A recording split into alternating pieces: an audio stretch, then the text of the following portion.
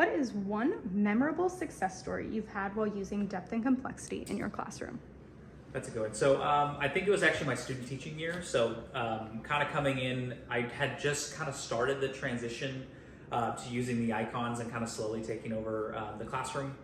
And one of the biggest things that I noticed is prior to using the icons, where I was just teaching like normal, I guess.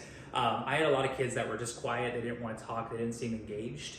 And it was just that I didn't want to believe it too, because it was like the simplest thing, but I just started using these as prompts and started introducing these in the class. And I noticed that the kids really started talking to each other more.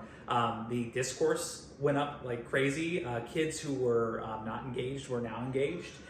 Kids that were, kind of resistant at least had a way to ask and question. So, and the best part of it is it really helped with my differentiation, and it kind of was an easy way for me to really meet the needs of all the kids without having to scaffold as much. So the icon itself became the scaffold, and it was really an interesting thing to see. It was somebody who's starting out with this, somebody who's new, didn't know a ton about it. As I introduced this into my class, it was like a night and day difference. Just by simply adding the picture, it provided that clarity piece. The kids started discussing more, they were discussing with each other more, and it really kind of solidified the idea that, oh, this does work, and it doesn't need to be something super crazy. It just is super easy, simple to use. And I noticed the difference, and this was as a student teacher.